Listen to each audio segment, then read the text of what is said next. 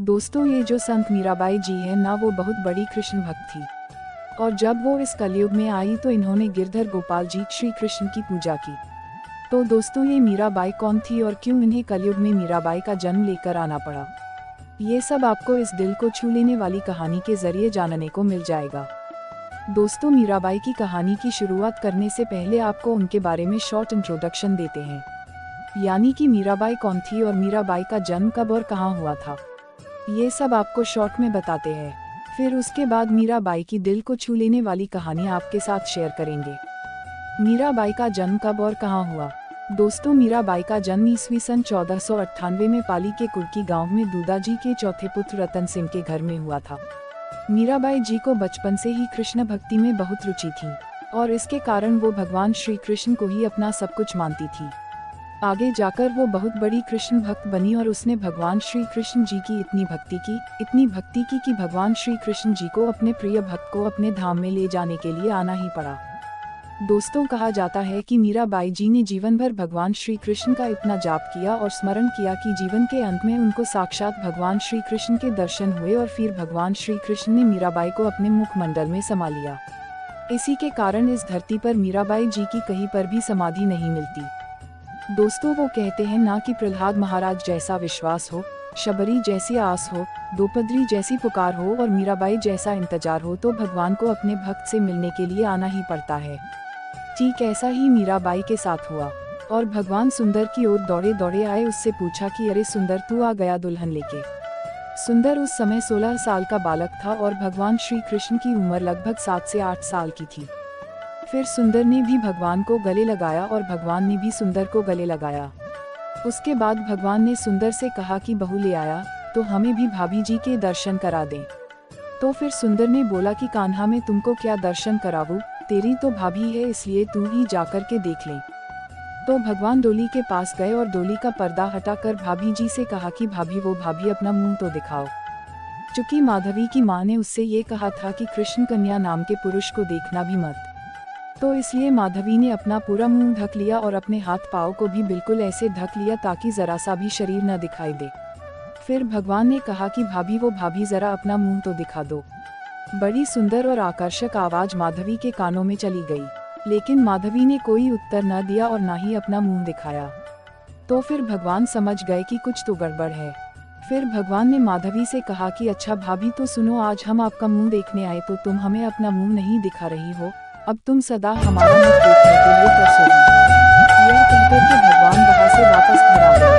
फिर उसके बाद माधवी अपने ससुराल मतलब वृंदावन में आ गई और भगवान भी वहां पर ही थे, वहीं से आना जाना होता था। माधवी जब भी भगवान के आने का आहट सुनती तो माधवी अपना मुंह ढकती थी। जब भी सुंदर अपने कान्हा की बात करता था तब माधवी उसे इग्नोर कर देती थी। सुंदर को भी लगने लगा कि मेरी पत्नी कैसी है, श्याम सुंदर की बातें तो न करती है और न सुनती है। फिर एक दिन माधवी के सास ने माधवी को यशोदा मैया के पास लेके गई और उनसे कहा कि यशोदा मैया, मेरी बहू आई है, उसे आप आशीर्वाद दो। माधवी भगवान के घर में बैठी ही थी, तभी वहां पर भगवान आ गए और भगवान ने कहा कि माँ, कुछ खाने को दो, बहुत भूख लगी है। यशोदा मैया ने कान्हा से कहा कि लल्ला, तू थोड़ा बैठ, मैं तेरे लिए कुछ खाने के लिए लेकर आती हूँ। तभी भगवान ने यशोदा मैया से कहा कि घर में जो बहू आई है वो किसकी बहू है। यशोदा मैया ने कहा कि बेटा, वो सुंदर की पत्नी है। और ये सुनकर भगवान समझ गए कि वो सुंदर की पत्नी है, इसलिए वो वहां से भाग गए। क्योंकि भगवान ने माधवी से कहा था कि एक दिन तू भी मेरा मुंह देखने के लिए तड़पेगी, लेकिन मैं नहीं देखूंगा।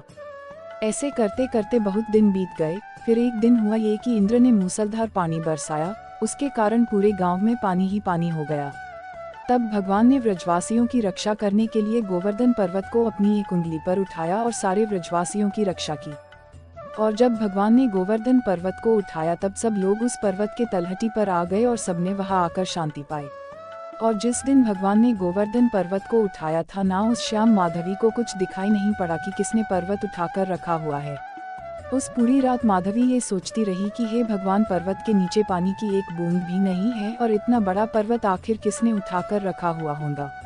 उसके बाद जब सुबह हुई और सूर्य भगवान की पहली किरण आई तो उसी क्षण माधवी ने अपनी नज़र घुमाई कि कौन है ये जिसने इतने बड़े पहाड़ को उठाकर रखा हुआ है। फिर नज़र घूमते घूमते ऊपर पड़ी तो माधवी को भगवान की उंगली नजर आई माधवी ने उंगली को देखा तो उंगली बहुत सुंदर थी। उंगली के नीचे दृष्टि डाली तो माधवी को भगवान का सुंदर हाथ नजर आया। हाथ के नीचे दृष्टि डाली तो माधवी को भगवान का सुंदर सुंदर चेहरा नजर आया। और माधवी ने पहली बार भगवान श्री कृष्ण को देखा, यानी उनकी सुंदर मुस्कान, सुंदर आंखें और सुंदर चेहरा और उनकी घुंघराले से बाल जो माधवी ने देखा तो माधवी ये समझ गई कि एक उंगली से पहाड़ उठाने वाला और वो भी 7 दिनों तक उठाकर रखने वाला कोई साधारण पुरुष नहीं हो सकता, बल्कि वो भगवान ही हो सकता है।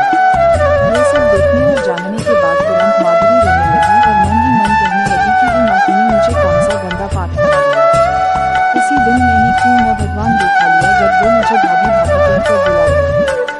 माँ, आपके पाठ के कारण मैं इतने दिन तक भगवान की इतनी सुंदर और आकर्षक छवि से वंचित रह गई। और वो रोने लगी। जब उसने भगवान के चरणों के ऊपर दृष्टि डाली तो माधवी उन चरणों में डूब गई और मन ही मन कहने लगी कि हे श्याम सुंदर, मुझे इस कृत्य के लिए माफ कर देना, और रोने लगी।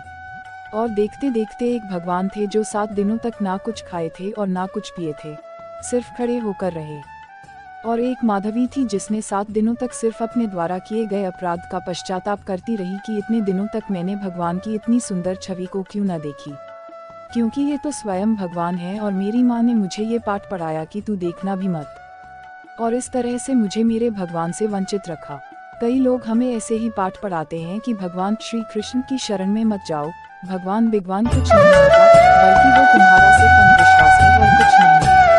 जैसे माधवी की माँ ने माधवी को जैसा उल्टा पाठ पढ़ाया, ठीक उसी तरह इस संसार में हमें भगवान से दूर करने के लिए पाठ पढ़ाए जाते हैं, जिससे हमें ये लगने लगता है कि भगवान से हमें दूर रहना चाहिए। फिर माधवी की भगवान की नजरों से नजरें मिल गई और माधवी उनसे आकर्षित हो गई और मन ही मन उनको अपने दिल में बिठाकर दिन रात उन्हीं का चिंतन करने लगी। चिंतन करते करते माधवी को कब 7 दिन बीत गए कुछ पता ही नहीं चला। 7 दिनों बाद इंद्र आए और उन्होंने भगवान से माफी मांगी।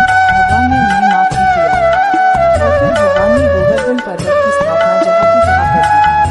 सब कुछ ठीक होने के बाद माधवी गोविंद भगवान श्री कृष्ण के चरणों में गिर पड़ी और कहने लगी कि हे श्याम सुंदर, मुझे अपराधियों को माफ कर दो। भगवान ने कुछ न कहा। जब हम बोल रहे थे तब तुमने भी कुछ न कहा और अब तुम बोल रही हो, तो हम क्या करें। लेकिन भगवान तो दयालु है, इस कारण अंत में भगवान ने माधवी को उठाया और मुस्कुराते हुए कहा कि अरे भाभी, आप क्यों रो रही हो। फिर माधवी ने कहा कि प्रभु, अब आप मुझे स्वीकार कर लीजिए और आप मुझे त्यागिए मत।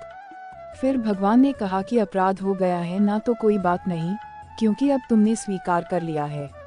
हमें कोई द्वेष नहीं है तुमसे। जिस तरह हमने सबको रखा है ठीक उसी तरह तुमको भी रखा है, और सब पर मेरी कृपा होती है, ठीक उसी तरह तुम पर भी मेरी कृपा होगी। भगवान के द्वारा माफ करने के बाद भी माधवी खुद को माफ नहीं कर पाए। फिर भगवान ने कहा कि मैं तुमको माफ तो कर दूंगा, लेकिन अपनी किसी भी लीला में तुम्हें सम्मिलित नहीं करूंगा। तो इसीलिए भगवान ने माधवी को अपने किसी भी रास लीला में या अन्य किसी लीला में सम्मिलित नहीं किया।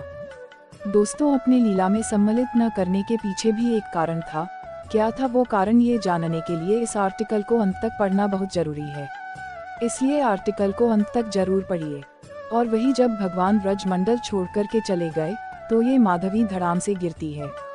तब उसकी सखियां गोपियां उसको समझाती है कि हे माधवी, कृष्ण केवल तुझे ही छोड़कर के थोड़ी ही नहीं चले गए हैं, बल्कि हम सभी को भी छोड़कर के चले गए हैं, इसलिए तू इतना क्यों रोती है। अपने सखियों की ये बात सुनने के बाद माधवी अपनी सखियों से कहती है कि तुम लोगों ने तो भगवान को पकड़ लिया हुआ था, तो आपको छोड़कर के चले गए, लेकिन हमने तो उन्हें पकड़ा भी नहीं था और वो हमको छोड़कर के चले गए, इसलिए हमारा दुख तुम्हारे दुख से कई गुना बड़ा है। तुमने उन्हें पकड़ लिया था और अपने मन में बसा भी लिया था, लेकिन मैं तो सालों तक सिर्फ घूंघट ही करती फिरी रही, इसलिए हे विधाता, आग लगे मेरे इस घूंघट को, जिस घूंघट के कारण मुझे मेरे कृष्ण भगवान से मुझे वंचित रखा। आग लगे ऐसे माँ के ज्ञान को, जिस ज्ञान के वजह से मुझे मेरे भगवान से वंचित रखा गया। हे विधाता, ऐसा ज्ञान किसी को भी मत देना जो ज्ञान हमें हमारे भगवान से दूर कर दे, और ऐसा पर्दा न देना जो हमें भगवान से दूर कर दे। दोस्तों, इस तरह से अपने पश्चाताप में तड़पते तड़पते माधवी ने अपने प्राण त्याग दिए। फिर यही माधवी कलयुग में मीराबाई बनने के पैदा होती है। अब वही मीरा अब लाज शर्म छोड़ छोड़ के सिर्फ कृष्ण भगवान के लिए नाचती रही, क्योंकि अब वो जानती थी कि पिछले जन्म में खुद मैंने लाज की घूंघट ओढ़ी, इसलिए अब कलयुग की मीराबाई कोई घूंघट नहीं उड़ती। क्योंकि घूंघट उड़ने का परिणाम क्या होता है वो देख चुकी थी। मीराबाई जब पहली बार वृंदावन में आई तो उसे वहाँ पर वो सब बातें याद आ गई और पूरा का पूरा दृश्य उसके आंखों के सामने आ गया। और मीरा सिर्फ भगवान श्री कृष्ण का चिंतन करती रहती हैं। सारी जिंदगी भगवान श्री कृष्ण का नाम जपती रही और संसार के लोगों को भी यही कहती रही कि अरे भैया, क्या तुम इस संसार के माया जाल में उलझे पड़े हुए हो? भगवान की चरणों में क्यों नहीं चलते हो और उस आनंद में क्यों नहीं खो जाते, क्योंकि वही परम सत्य है। फिर उसके बाद मीराबाई द्वारिका चल पड़ी और अंत में भगवान का इतना स्मरण किया और इतना नाम जपा कि द्वारकाधीश श्री कृष्ण ने मीराबाई से कहा कि पिछले जन्म में मैंने तुम्हें स्वीकार नहीं किया, लेकिन इस जन्म में मैं तुम्हें स्वीकार करता हूँ, क्योंकि तुमने हमारी भक्ति करके अपने आप को पवित्र कर लिया है। और फिर वही भगवान श्री कृष्ण अपना मुंह खोलते हैं और पूरी की पूरी मीरा भगवान के मुखमंडल में समा जाती है।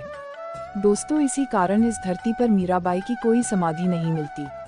दोस्तों, मीरा बनकर कृष्ण के लिए नाचना सबके बस की बात नहीं है। इसलिए धन्य है मीरा और धन्य है मीराबाई का दिव्य चरित्र। दोस्तों, ये थी मीराबाई की कहानी। आप सभी को कैसी लगी ये हमें नीचे कमेंट बॉक्स में कमेंट करके जरूर बताएं।